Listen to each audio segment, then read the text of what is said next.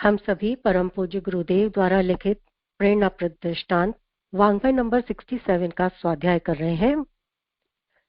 बचपन में हम सभी ने अपने नाना नानी, दादा दादी आदि से कहानियां सुनी होंगी। इन कहानियों से जीवन में कुछ करने की सीख मिलती है। परम पूज्य गुरुदेव के इस वाङ्मय नंबर 67 प्रेरणाप्रद दृष्टांत में हजारों कहानियों का संकलन है, जिनमें नैतिकता का ज्ञान है। यही ज्ञान हमें जीवन के किसी न किसी मोड़ पर जरूर काम आता है। कुछ ऐसी कहानियां हैं जो मजेदार होने के साथ साथ सीख भी देती हैं। आज जो कहानी पढ़ने जा रहे हैं उसका शीर्षक है नीच और ऊंच की पहचान। नीच और ऊंच की पहचान। आइए इस कहानी में देखते हैं क्या है। रूस के राजा अलेक्जेंडर अक्सर अपने देश की आंतरिक दशा जानने के लिए वेश बदलकर पैदल घूमने जाया करते थे। कौन? रूस के राजा। एक दिन घूमते घूमते एक नगर में पहुंचे। वहां का रास्ता उन्हें मालूम न था। राजा रास्ता पूछने के लिए किसी व्यक्ति की तलाश में आगे बढ़े। उनको रास्ता नहीं पता था और रास्ता पूछने के लिए किसी व्यक्ति की तलाश में आगे बढ़े। आगे उन्होंने एक हवलदार सरकारी वर्दी पहने हुए देखा। राजा ने उसके पास जाकर पूछा, महाशय, अमुक स्थान पर जाने के लिए कौन सा रास्ता है, बता दीजिए। हवलदार ने अकड़ कर कहा, मूर्ख, तू देखता नहीं, मैं सरकारी हाकिम हूँ। मेरा काम रास्ता बताना नहीं, चल हट, किसी दूसरे से जाके पूछ। राजा ने बड़ी विनम्रता से पूछा, महोदय, यदि सरकारी आदमी भी किसी यात्री को रास्ता बता दे तो कुछ हर्ज थोड़ी ही है। खैर, मैं किसी दूसरे से पूछ लूंगा, पर इतना तो बता दीजिए कि आप किस पद पर काम करते हैं। हवलदार ने और भौहें ऐंठते हुए कहा, अंधा है क्या? मेरी वर्दी को देखकर पहचानता नहीं कि मैं कौन हूं? अलेक्जेंडर ने कहा, शायद आप पुलिस के सिपाही हैं। उसने कहा, नहीं, उससे ऊंचा। राजा ने कहा, तब क्या आप नायक हैं? हवलदार बोला, नहीं, उससे भी ऊंचा। राजा ने बोला, हवलदार है। हवलदार बोला, हाँ, अब तू जान गया ना कि मैं कौन हूं, पर ये तो बता, इतनी पूछताछ करने का तेरा क्या मतलब है और तू है कौन? हवलदार ने राजा से किससे? अलेक्जेंडर से पूछा। तो राजा ने कहा कि मैं भी सरकारी आदमी हूँ। सिपाही की ऐंठ कुछ कम हो गई। उसने पूछा, क्या तुम नायक हो? राजा ने कहा, नहीं, उससे ऊंचा।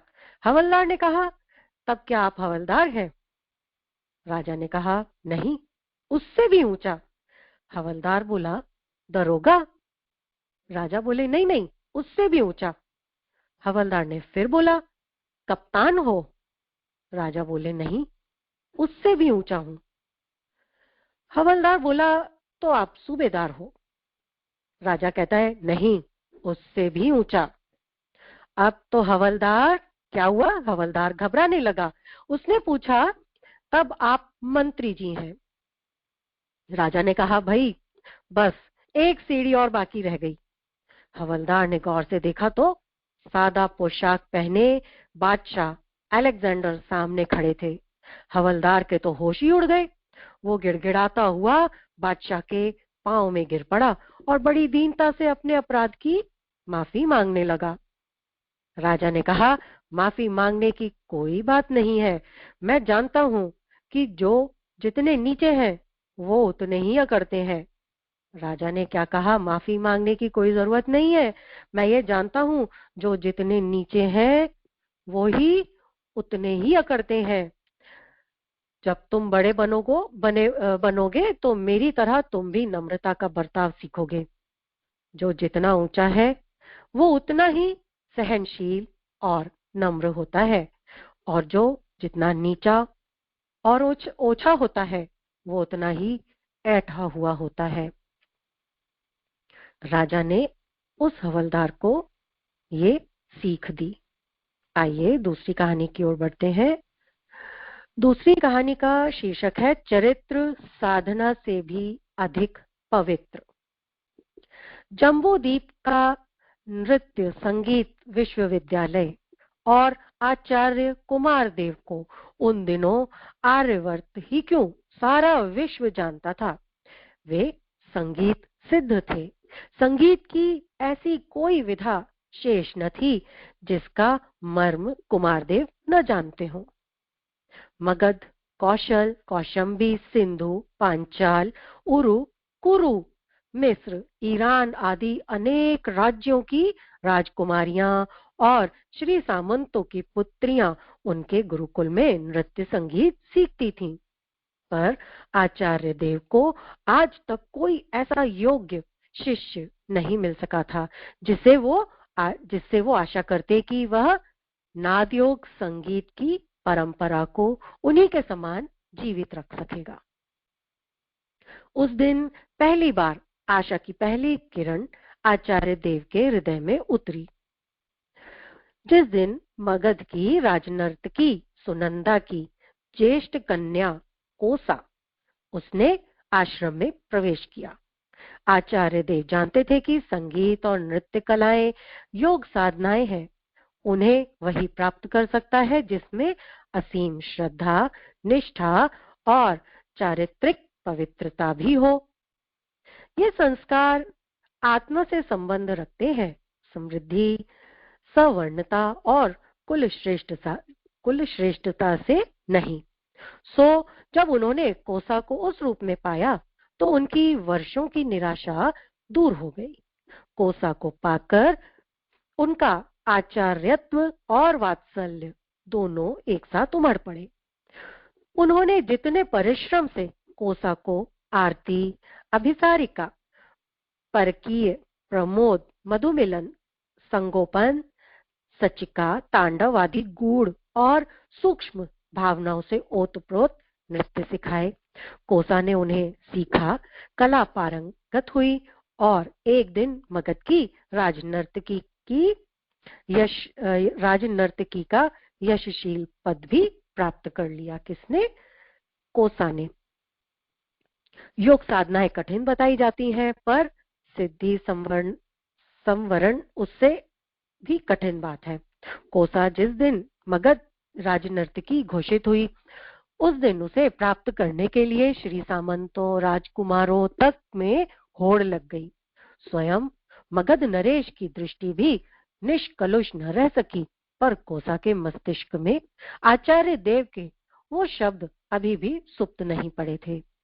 क्या भद्रे, राजनर्तकी का गौरव प्राप्त हुआ तो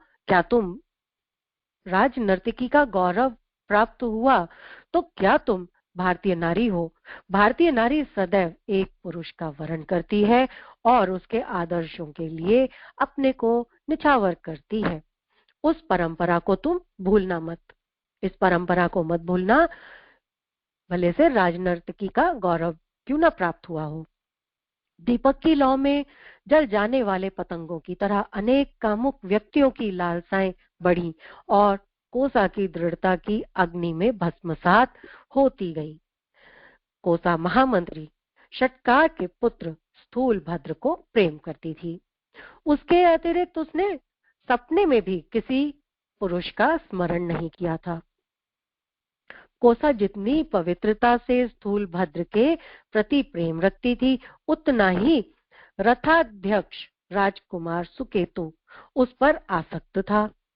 जिस दिन से पता चला कि कोसा स्थूलभद्र को वरण कर चुकी है उसका प्रतिशोध उमड़ा।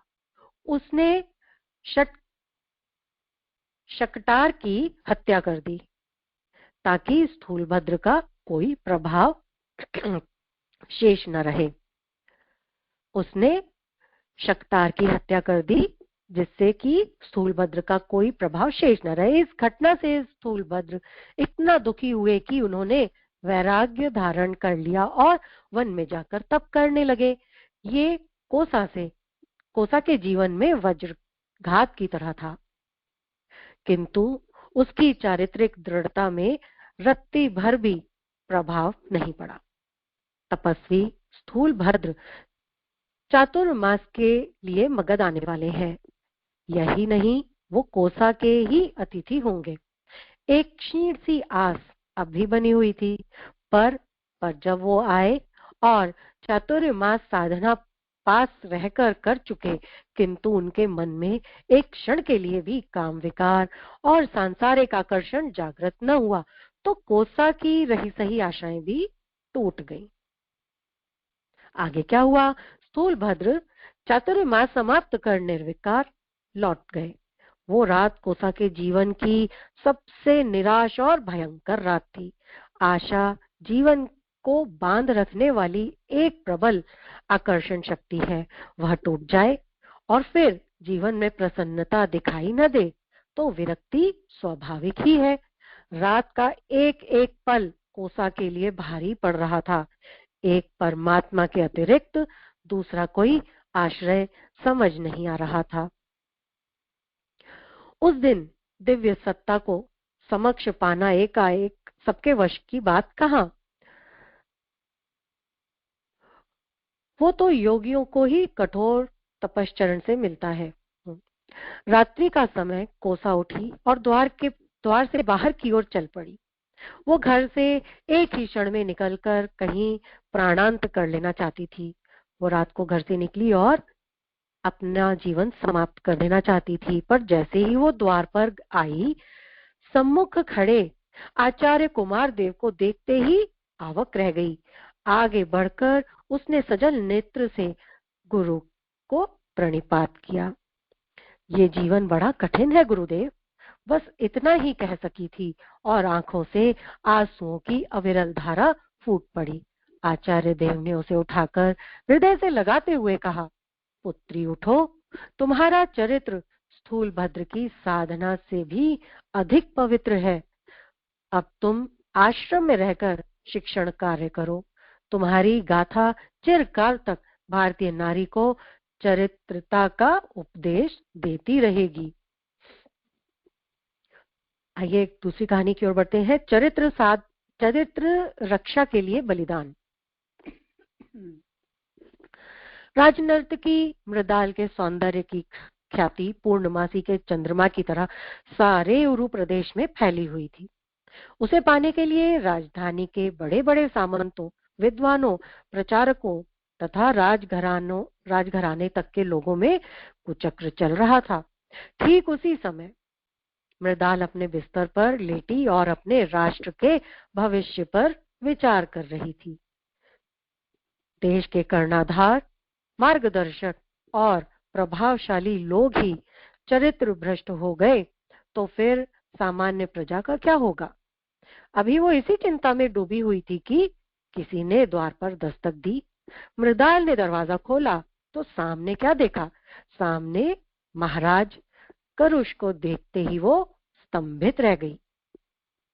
इस असमय आने की का क्या कारण है महाराज? न चाहते हुए भी मृदाल ने महाराज से पूछा। बड़ा विद्रूप उत्तर मिला उसे। मृदाल, तुम्हारे रूप और सौंदर्य पर सारा उरु प्रदेश मुग्ध है। त्यागी तपस्वी तुम्हारे लिए सर्वस्व निछावर कर सकते हैं, फिर मेरे ही यहाँ आने का कारण क्यों पूछती हो? महाराज, सामान्य प्रजा की बात आप छोड़िए, आप इस देश के कर्णाधार हैं। प्रजा मार्ग भ्रष्ट हो जाए तो उसको सुधारा भी जा सकता है, पर यदि समाज के शीर्षस्थ लोग ही पथभ्रष्ट हो जाएं तो वो देश खोखला हो जाता है। मृदाल क्या बोली कि प्रजा मार्ग भ्रष्ट हो जाए तो उसको सुधारा जा सकता है, पर अगर समाज के शीर्षस्थ लोग ही पथभ्रष्ट हो जाए तो वो देश क्या हो जाता है? खोखला हो जाता है। ऐसे देश, ऐसी जातियां अपने अस्तित्व की रक्षा भी नहीं कर पाती महाराज। इसीलिए आपका इस समय आना अशोभनीय ही नहीं, सामाजिक अपराध भी है। किसी ने सच ही कहा है कि अधिकार और अहंकार मनुष्य के दो प्रबल शत्रु हैं। कौन है दो शत्रु? अहंकार और अधिकार मनुष्य के दो प्रबल शत्रु हैं। वो जिस अंतःकरण में प्रवेश कर जाते हैं उसमें उचित और अनुचित के विचार की शक्ति भी नहीं रह जाती। मृदाल के ये सीधे साधे शब्द करुष को बाण की तरह चुभे। वो तड़प कर बोले, मृदाल, हम तुम्हारा उपदेश सुनने के लिए नहीं आए हैं। तुम एक नर्तकी हो और शरीर का सौदा तुम्हारा धर्म है। कीमत मांग सकती हो। धर्म क्या है, अधर्म क्या है, ये सोचना तुम्हारे काम का नहीं। ये सब सोचना तुम्हारा काम नहीं है। नर्तकी भर होती तब तो आपका कथन सत्य था महाराज। मृदाल ने गंभीरता से अब दृढ़ता और विरोचित स्वाभिमान में बदल रही थी। किंतु हम मनुष्य भी हैं और मनुष्य होने के नाते समाज के हित अहित की बात सोचना भी हमारा धर्म है। हम सत्ता को दलित करके अपने देशवासियों को पथभ्रष्ट करने का पाप अपने सिर कदापि नहीं ले सकते। उसने क्या कहा, हम मनुष्य भी हैं, मनुष्य होने के नाते समाज के हित अहित की बात सोचना भी हमारा धर्म है। हम सत्ता को दलित करके अपने देशवासियों को पथभ्रष्ट करने का पाप अपने सिर पर कदापि नहीं ले सकते। स्थिति बिगड़ते देख महाराज करुष ने बात का रुख बदल दिया, पर वो अब भी इस बात को तैयार नहीं थे कि एक साधारण नर्तकी उनकी वासना का दमन कर जाए। और मृदाल का कहना था कि विचारशील और सत्तारूढ़ का पाप सारे समाज को पापी बना देता है। विचारशील और सत्तारूढ़ का पाप सारे समाज को पापी बना देता है। इसलिए चरित्र को वैभव के सामने झुकाया नहीं जा सकता। मृदाल ने बहुत समझाया, पर महाराज का रौद्र कम न हुआ, महाराज का गुस्सा कम नहीं हुआ।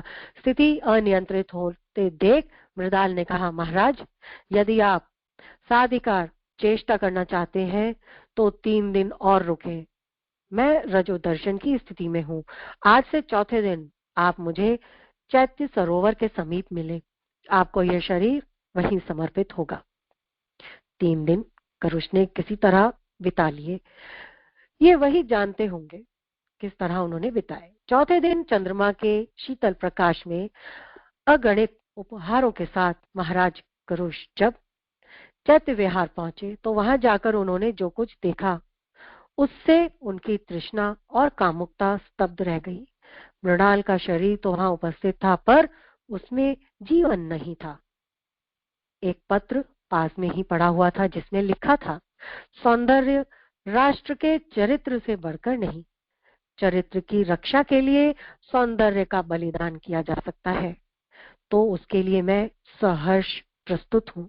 शव देखने से लगता था मृदाल ने विषपान कर लिया है। मृदाल के बलिदान ने करुष की आंखें खोल दी। उस दिन से वो आत्म सौंदर्य की साधना में लग गए। बहुत सुंदर कहानी थी। आइए एक और कहानी की ओर बढ़ते हैं। पांडित्य से बड़ा चरित्र।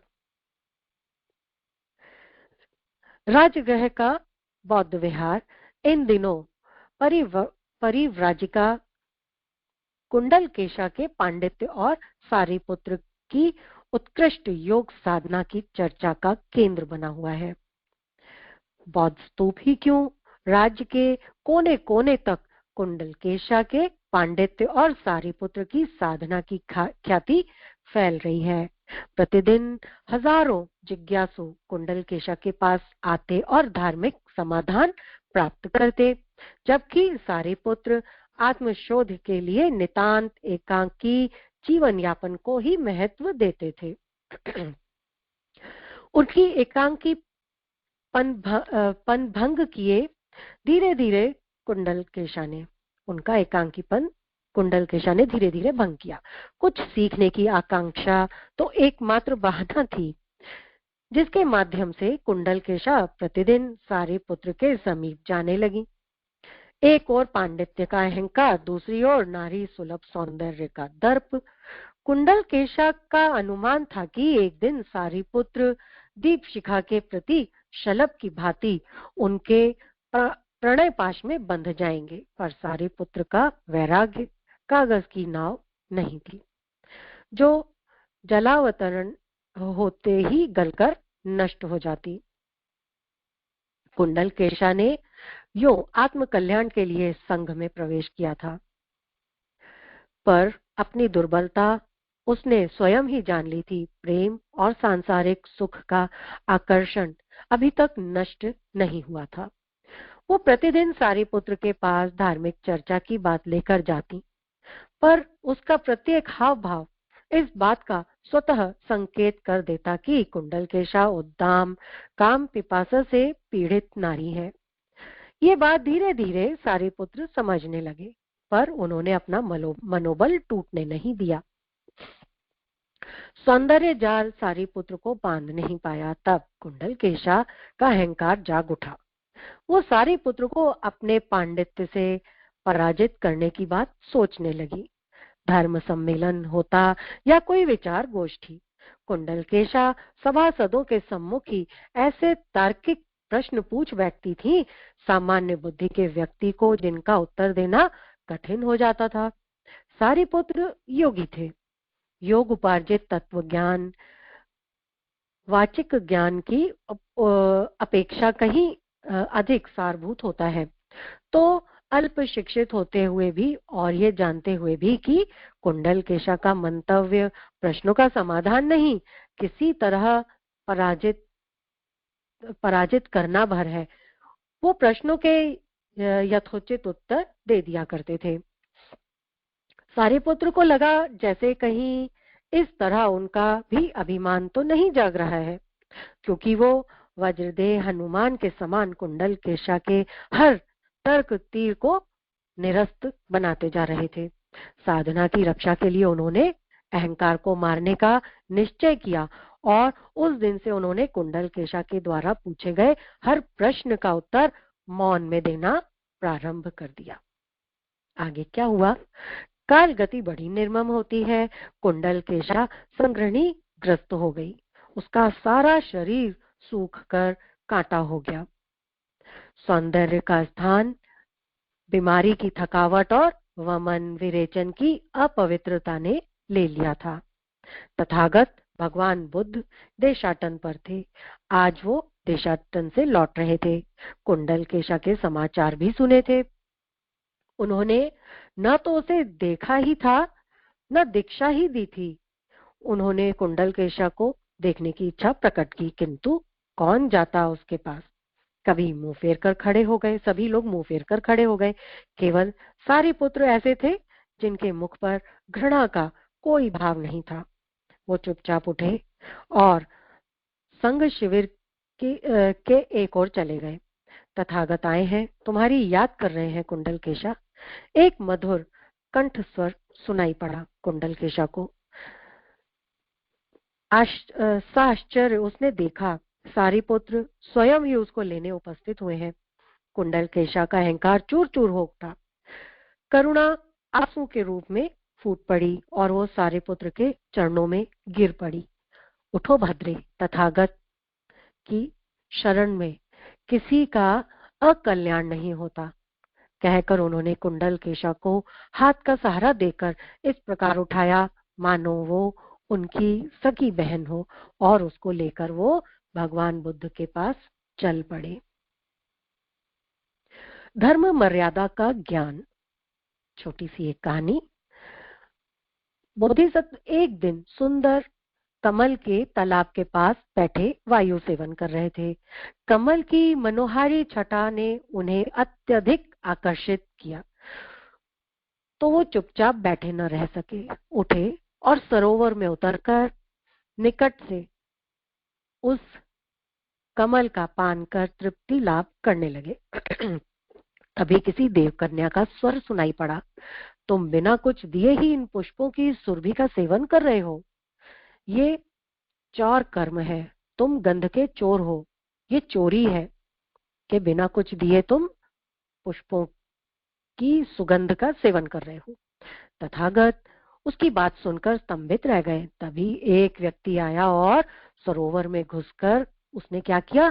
सरोवर में घुसकर निर्दयता पूर्वक कमल पुष्प को तोड़ने लगा। बड़ी देर तक उस व्यक्ति ने पुष्पों को तोड़ा मरोड़ा, पर रोकना तो दूर, किसी ने उसको मना तक नहीं किया। तब बुद्धदेव क्या बोले? बुद्धदेव उस कन्या से कहा, देवी, मैंने तो केवल गंधपान ही किया था, पुष्पों का अपहरण तो नहीं किया था, तोड़े भी नहीं थे, फिर भी तुमने मुझे चोर कहा। और ये मनुष्य कितनी निर्दयता के साथ फूलों को तोड़कर तालाब को अस्वच्छ तथा असुंदर बना रहा है। तुमने उसको कुछ नहीं कहा?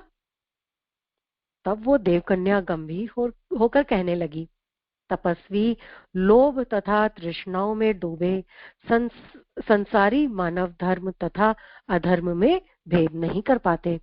अतः उन पर धर्म की रक्षा का भार नहीं है, किंतु जो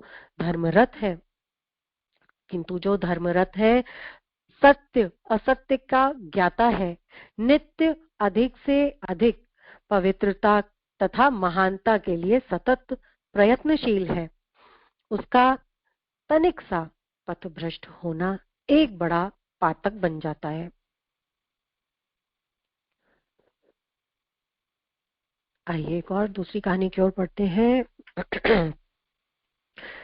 जीत वही है जहां धर्म है। सिंहासन पर आरूढ़ होते ही सम्राट तारावलोक ने प्रजाजन की परिस्थितियों के अध्ययन का निश्चय किया। सामान्य नागरिक के वेश में सप्ताहांत तक राज्य भ्रमण करते रहे। जहां भी गए उन्होंने प्रजा की दुर्गति ही पाई।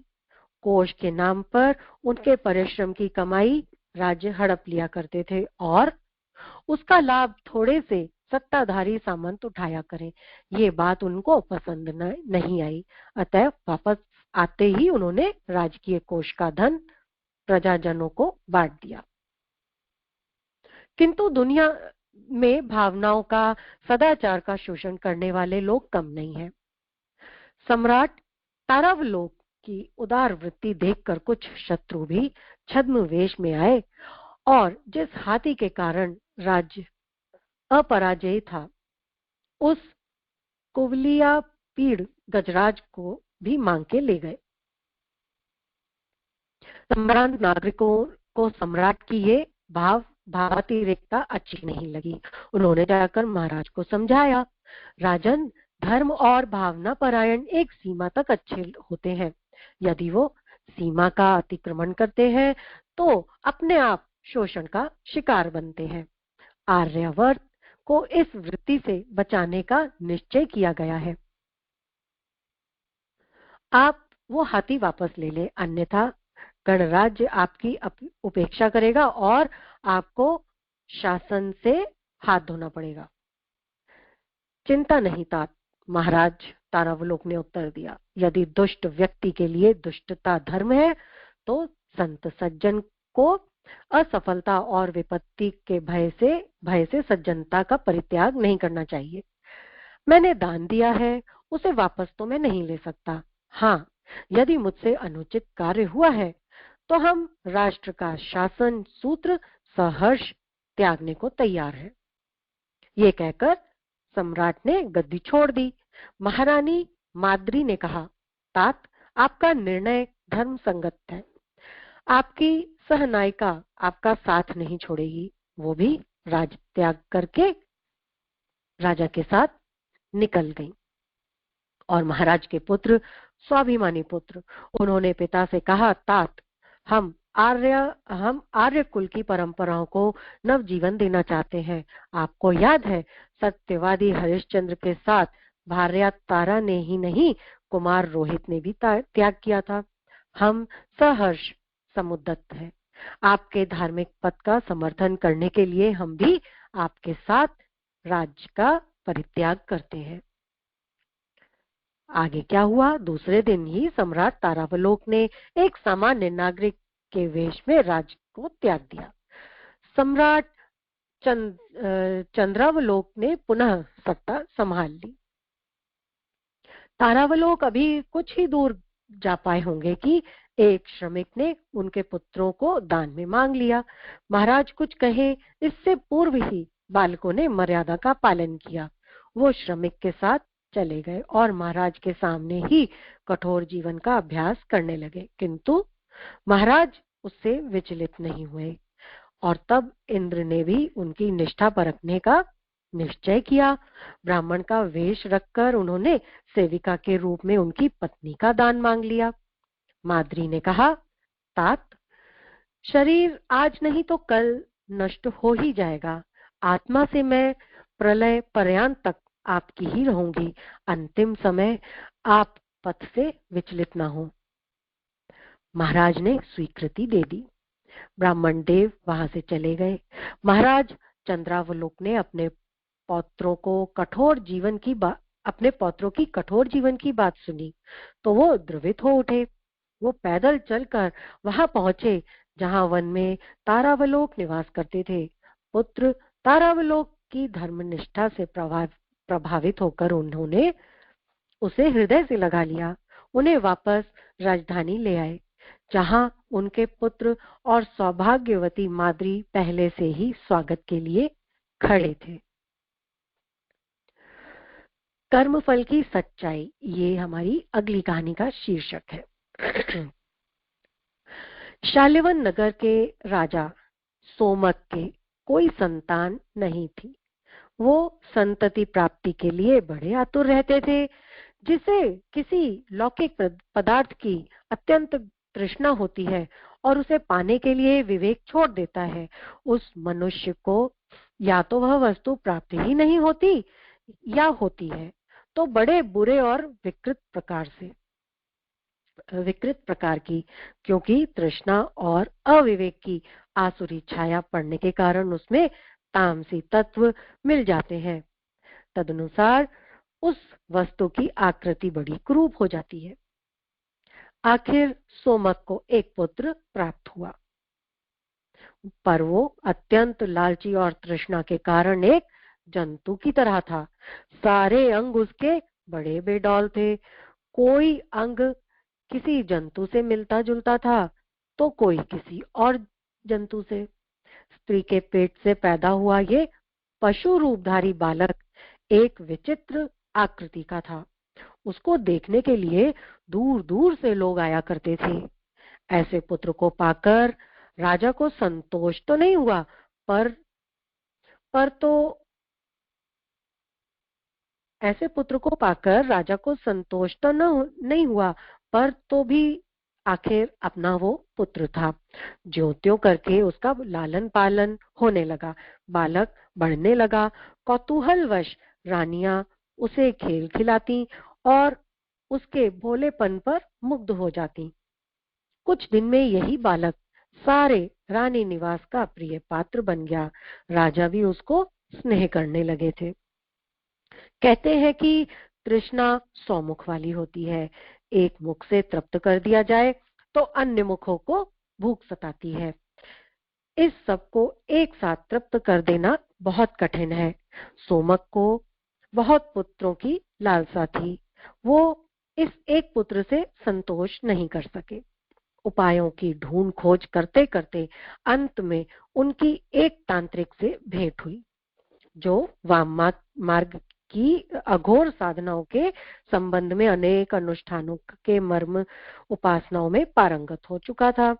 राजा ने उसे प्रसन्न करके इस बात के लिए रजामंद कर लिया कि अनुष्ठान द्वारा उसे 100 पुत्र प्राप्त करा देगा। उस अनुष्ठान में वर्तमान पुत्र को बलिदान करने की शर्त थी। राजा खुशी खुशी इसके लिए तैयार हो गया। बड़ी अजीब सी शर्त थी। 100 पुत्र चाहिए, लेकिन उसके लिए जो ये एक पुत्र है उसका बलिदान करना है। अनुष्ठान हुआ। यज्ञ में उस निरपराध पुत्र को बलि देने के लिए उपस्थित किया गया। रानियों ने उसे इतने स्नेह से पाला था, इस प्रकार उसका पोष्य पुत्र की हत्या होते देखकर अश्रुपात करने लगी। इस तरह वो जिस पुत्र को उन्होंने इतना प्यार दिया था, उसकी हत्या होते देखकर वो रोने लग गई। सगी माता तो बेहोश होकर गिर पड़ी। फिर भी राजा का कार्य नहीं रुका। मुझे और चाहिए, बहुत चाहिए के सन्निपात से ग्रस्त राजा ने बालक का गला काट दिया। निर्धारित अनुष्ठान पूरा हुआ। राजा की 100 रानियां थीं, सभी गर्भवती हो गईं। 1 वर्ष के अंदर सभी को पुत्र रत्न की प्राप्ति हुई। सूना रानी निवास हरा भरा दिखने लगा। बालक किलकारियां मारते हुए खेलने लगे। राजा की तृष्णा के जलवे तवे पर संतोष की कुछ बूंदें पड़ती। राजा की तृष्णा के जलते तवे पर संतोष की कुछ बूंदें पड़ती दिखाई देने लगी। नगर के धर्मात्मा पुरुष इस घटना से चिंतित होने लगे। प्रश्न और संदेहों के तूफान उनके मन में उठने लगे।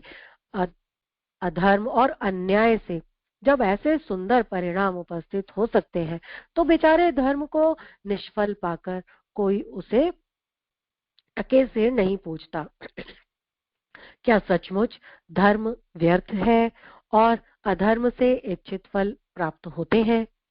इन संदेहों के साथ साथ नास्तिकता के बीजांकुर जमने लग गए। ईश्वर के यहाँ देर है अंधेर नहीं। बुरे को बुरा और अच्छे को अच्छा फल तो अवश्य ही मिलता है, पर कुछ देर हो जाती है। यही इस माया का गोरख धंधा है। यदि काम का तुरंत फल मिल जाता तो सारा संसार धर्मात्मा हो गया होता। इच्छा, रुचि, स्वतंत्रता और कर्तव्य की तब तो कोई आवश्यकता ही नहीं रहती। गडरिये की तरह यदि लाठी लेकर इन भेड़ों को ईश्वर हर घड़ी हाँकता फिरता, तो मनुष्य को स्वेच्छा नामक कोई वस्तु न रहती। संसार का सौंदर्य ही नष्ट हो गया होता।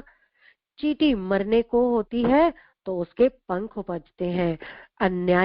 अन्यायी का जब अंत होना होता है तो उसे एक बार खूब जोर से चमक कर अपना पिछला पुण्य फल शीघ्र से शीघ्र समाप्त कर देने की आवश्यकता होती है। इसलिए जिनके पाप का घड़ा भर जाता है, वो अनंत काल तक नरक में रहने के लिए बचे कुचे पुण्यों को भुगतते हैं। एक दिन फिर क्या हुआ? एक दिन अचानक महल में आग लग गई। सारा रानी निवास जलकर भस्म हो गया। कोई भी प्राणी उसमें से जीवित नहीं बचा। समस्त राज परिवार घास फूस की तरह जलता हुआ मुट्ठी भर राख के ढेर में बदल गया। कल जो राजभवन नाच रंग से गुलजार हो रहा था, उसमें 201 प्राणियों की चिताएं जल रही थीं। दैवी प्रकोप की एक टक्कर ने जनता की कर्मफल संबंधी समस्त आशंकाओं का समाधान कर दिया।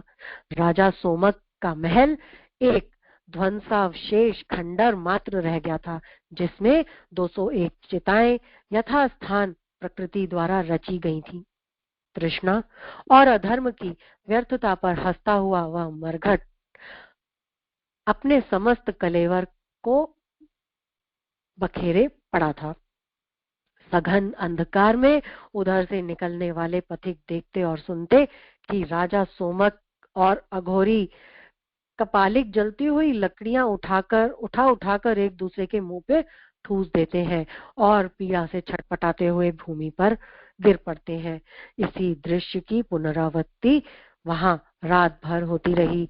जब वो दोनों थककर चूर हो जाते हैं तो वही जंतु पुत्र शीतल जल की कुछ बूंदें उन पर छिड़क जाता है। इस प्रकार शाल्यवन नगर के सोमक राज्यवंश का दुखद अंत हो गया। युग बीत गए, घटना पुरानी हो गई, पर कर्मफल की सच्चाई आज भी सुस्थिर शिला की भांति उस शाही शमशान में सोई पड़ी है। धर्माचरण का अटल प्रतिफल। आइए एक और कहानी की ओर बढ़ते हैं। ब्रह्मदत्त के शासनकाल की घटना है। काशी में एक ब्राह्मण रहता था जिसका नाम था धर्मपाल। धर्मपाल नाम का एक ब्राह्मण काशी में रहता था।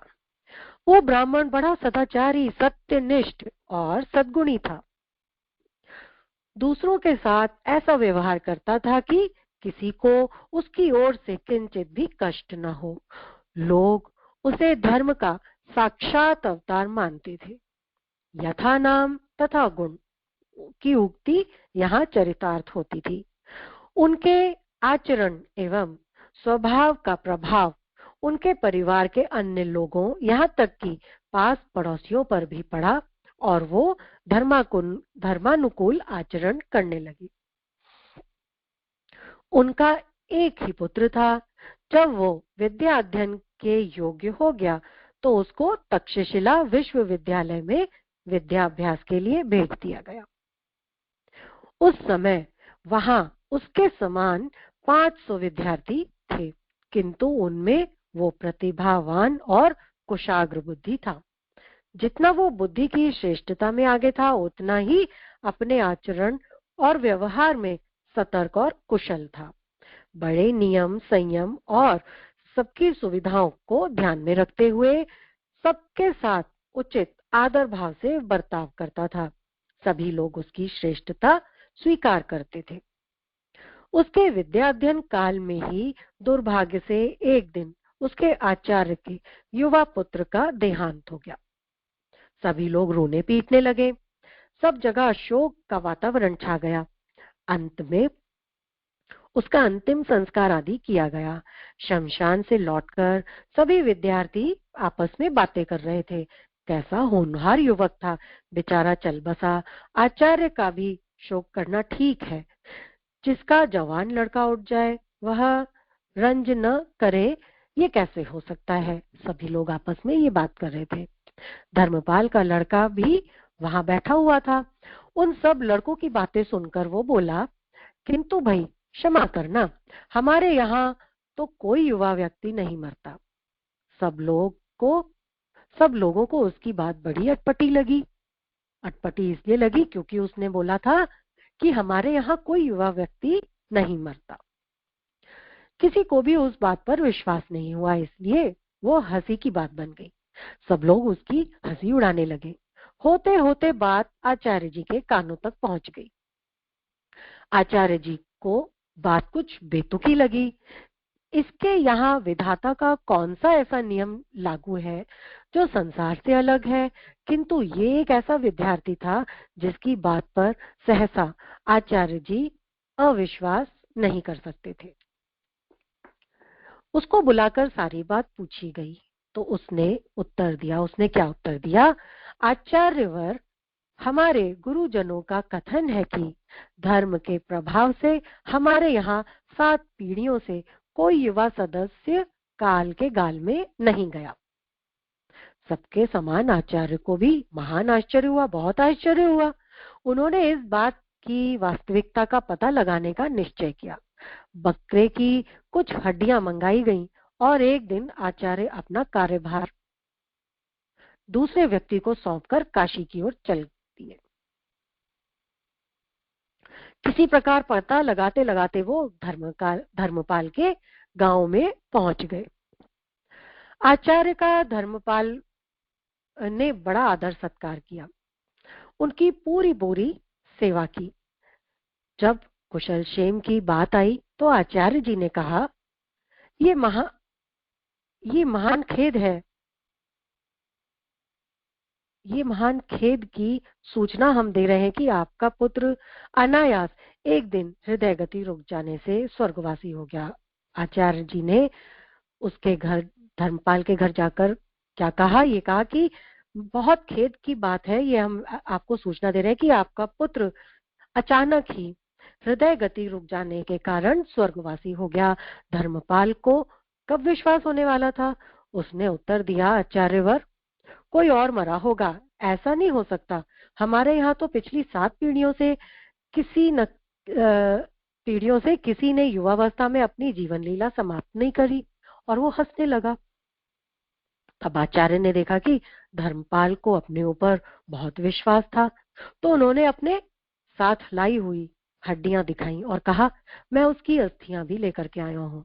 उन्होंने जो बकरे की हड्डियां मंगाई थी, किस लिए मंगाई थी? कि वो अपने शिष्य के घर जाके और उनको ये दिखाएं, विश्वास दिलाएं कि नहीं, मैं आपके पुत्र का स्वर्गवास हो गया है। और उनको जब विश्वास नहीं हुआ तो उन्होंने अस्थियां दिखाई। धर्मपाल को भला कैसे फुसलाया जा सकता था? वो बहकने वाला नहीं था। उसे धर्म पर अटल विश्वास था। भगवान, आपको किसी ने झूठी सूचना दे दी है, उसे प्रमाणित करने के लिए आपको किसी बकरे या कुत्ते की हड्डियां दे दी गई होंगी। अपनी प्रसन्न मुद्रा में उत्तर देकर वो हंसने लगे। उनके पिता ये बोलकर हंसने लगे कि आपको किसी ने बकरे की या कुत्ते की हड्डियां लाके दे दी हैं, ये मेरे पुत्र की अस्थियां नहीं है। आचार्य ने जब ये देख लिया कि अपने धर्माचरण के बल के विश्वास के आगे उनकी झूठ मूठ कला नहीं काम देगी, तो उन्होंने धर्मपाल से ऐसा होने का कारण पूछा। उनको जब ये विश्वास हो गया तो उन्होंने इसका कारण पूछा कि इसका क्या कारण है। तो धर्मपाल ने बताया, क्या बताया? श्रीमान, हमारे पूर्वज 7 पीढ़ियों से ही धार्मिक आचरण करते हैं, पाप कर्मों से सदैव दूर रहते थे।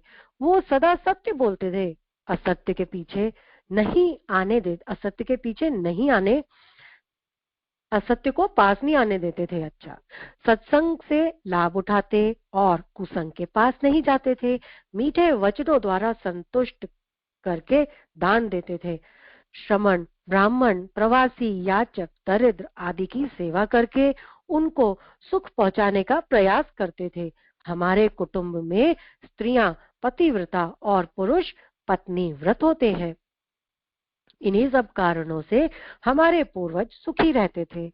उन्हें किसी दुख एवं तकलीफ ने नहीं सताया और न हमारे परिवार में पिछली 7 पीढ़ियों में कोई अल्पायु या युवावस्था में स्वर्गवासी हुआ। मुझे भी इसीलिए आत्मविश्वास है कि मेरा पुत्र अल्पायु में नहीं मर सकता। आचार्य विश्वविद्यालय के प्रधान होते हुए भी अभी तक अज्ञानांधकार में ही गोते लगा रहे थे। अज्ञान और अंधकार में ही गोते लगा रहे थे। धर्मपाल के द्वारा उनको ज्ञान हुआ कि धर्माचरण में क्या रहस्य है, उसमें कितना बल होता है। धर्माचरण करने वाले की धर्म रक्षा करता है। उन्होंने धर्मपाल को सब बातें सच सच बताकर क्षमा मांगी। अपनी अज्ञानता द्वारा उन्हें कष्ट दिया, इसके लिए वो लज्जित हुए और वापस लौट आए।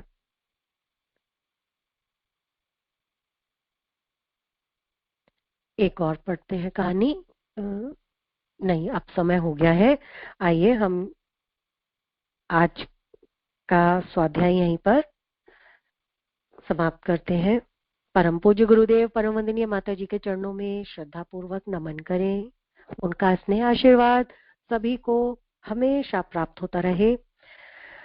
ओम नमो स्वनंताय सहस्त्रमूर्तये सहस्त्रपादाक्ष शिरो रुबाहवे सहस्त्रनाम्ने पुरुषाय शाश्वते सहस्त्रकोटि युगधारिणे नमः सहस्त्रकोटि युगधारिणे नमः।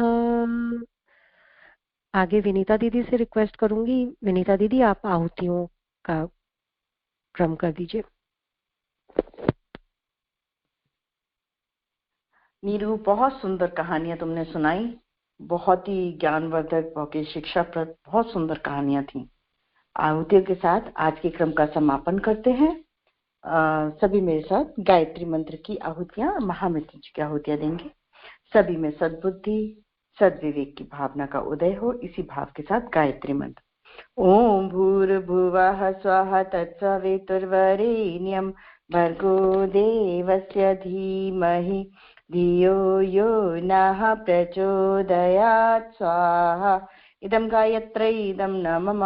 ओम भूर्भुवः स्वः तत्सवितुर्वरेण्यं भर्गो देवस्य धीमहि धियो यो नः प्रचोदयात् स्वाहा। इदं गायत्री इदं न मम। ओम भूर्भुवः स्वः तत्सवितुर्वरेण्यं भर्गो देवस्य धीमहि धियो यो नः प्रचोदयात् स्वाहा इदं गायत्रै इदं न मम ॐ भूर्भुवः स्वः तत्सवितुर्वरेण्यं भर्गो देवस्य धीमहि धियो यो नः प्रचोदयात् स्वाहा इदं गायत्रै इदं न मम ॐ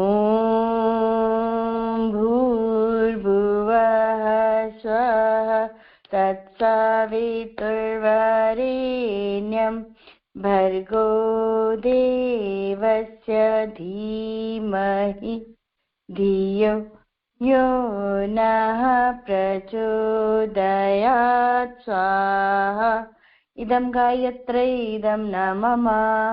सभी के उत्तम स्वास्थ्य, सभी के उज्जवल भविष्य के लिए महामृत्युंजय की 5 आहुतियां। ओम त्र्यंबकं यजामहे सुगंधिं पुष्टिवर्धनम् उर्वारुकमिव बन्धनान् मृत्योर्मुक्षीयमामृतात् स्वाहा इदं महामृत्युंजयाय इदं न मम ओम त्र्यंबकं यजामहे सुगंधिं पुष्टिवर्धनम् उर्वारुकमिव बन्धनान् मृत्योर्मुक्षीयमामृतात् स्वाहा इदं महामृत्युंजयाय इदं न मम ओम त्र्यंबकं यजामहे सुगंधिं पुष्टिवर्धनम् उर्वारुकमिव बन्धनान् मृत्योर्मुक्षीयमामृतात् स्वाहा इदं महामृत्युंजयाय इदं न मम ओम त्र्यंबकं यजामहे सुगंधिं पुष्टिवर्धनम् उर्वारुकमिव बन्धनान् मृत्योर्मुक्षीयमामृतात् स्वाहा इदं महामृत्युंजयाय इदं न मम ॐ त्र्यंबकं यजामहे सुगंधिं पुष्टिवर्धनम् उर्वारुकमिव बन्धनान् मृत्योर्मुक्षीयमामृतात् स्वाहा इदं महामृत्युंजयाय इदं न मम। सर्वत्र शांति ही शांति हो। सभी की शारीरिक स्वास्थ्य, मानसिक शांति, आत्मिक गरिमा की अभिवृद्धि के लिए शांति अभिषिंचनम शांति पाठ। ओम द्यौ शांति अंतरिक्ष ग्वं शांति पृथ्वी शांतिरापः शांतिरोषधयः शांतिः वनस्पतयः शांतिर्विश्वे देवाः शांति ब्रह्म शांतिः सर्वगं शांतिः शांतिरेव शांतिः सा मा शांतिरेधि। ओम शांति शांतिः शांतिः सर्वारिष्ट सुशांतिर्भवतु। सभी को बहुत बहुत धन्यवाद, सभी को प्रणाम। 1:30 बजे ज्योति अवतरण साधना में और शाम को 5:40 पे गायत्री चालीसा और 6 बजे नाद योग साधना में हम सब फिर से मिलेंगे। बहुत बहुत धन्यवाद।